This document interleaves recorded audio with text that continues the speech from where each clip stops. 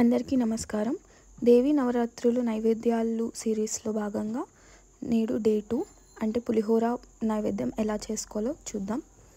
పులిహోర తయారు చేయడానికి ముందుగా ఒక కుక్కర్లో రైస్ని ఉడికించుకొని పెట్టుకోవాలి. రైస్ ఉడికిన తర్వాత మనం పోపు ఎలా చేసుకోవాలో చూద్దాం. ముందుగా పోపు కోసం ఒక బాండి పెట్టుకొని అందులో 3 టేబుల్ స్పూన్స్ వరకు ఆయిల్ వేసుకోవాలి. ఆయిల్ వేడెక్కిన తర్వాత సన్నగా కట్ చేసుకున్న గ్రీన్ చిల్లీస్ని అందులో వేసి నీట్గా ఫ్రై చేసుకోవాలి. ఇలా మంచిగా వేగుతున్న పచ్చిమిర్చిలోకి 2 చీలికల ఎండుమిర్చి మరియు కరివేపాకు వేసుకొని దోరగా వేయించుకోవాలి.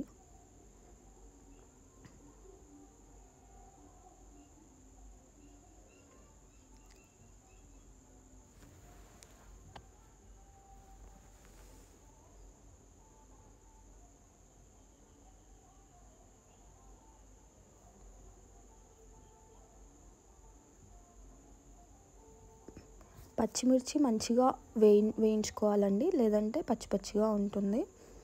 ఇలా పచ్చిమిర్చి ఎండుమిర్చి 2 వేగిన తర్వాత అందులో ఒక గుప్పెడు మినప్పప్పు వేసుకోవాలి. ఇలా ఈ 3 వేగుతుండగా అందులో కొద్దిగా కరివేపాకు, 2 రెమ్మల కరివేపాకు వేసుకుంటే బాగుంటుంది.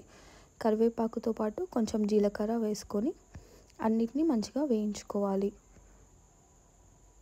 ఇలా చిటపటలాడేంత వరకు వేగిన తర్వాత ఇందులోకి మనం గుప్పెడు పల్లీలు వేసుకోవాలి. పల్లీలు మంచిగా వేగనివ్వాలి, పచ్చి పచ్చిగా ఉండకూడదు. పల్లీలు వేగుతున్న సమయంలోనే పుట్నాలు కూడా వేసి వేయించుకోవాలి.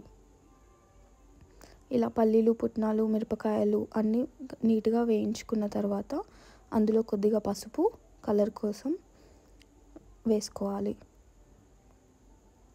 ఇలా పసుపు వేసిన తర్వాత మొత్తాన్ని ఒకసారి చక్కగా కలిపేసుకోవాలి. ఇలా కలుపుకున్న మిశ్రమంలో కొద్దిగా ఇంగువ వేసుకోవాలి. ఇది నిమ్మకాయ పులిహోర కాబట్టి ఇందులో ఇంగువ వేస్తే టేస్ట్ చాలా బాగుంటుంది. అలా ఇంగువ వేసి బాండిని పక్కకు పెట్టేసుకోవాలి. ఇలా చేసుకున్న మిశ్రమంలోకి టేస్ట్కి సరిపడా సాల్ట్ వేసుకోవాలి. వేసుకొని నీట్గా కలిపేసుకోవాలి. ఇలా కలుపుకున్న మిశ్రమం మొత్తంని కొద్దిసేపు పక్కకు ఉంచి చల్లార్చుకొనివ్వాలి.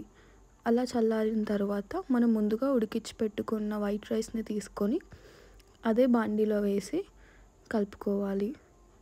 ఇలా రైస్ మొత్తంని వేసి నీట్గా కలుపుకుంటే పులిహోర రెడీ అవుతుందండి.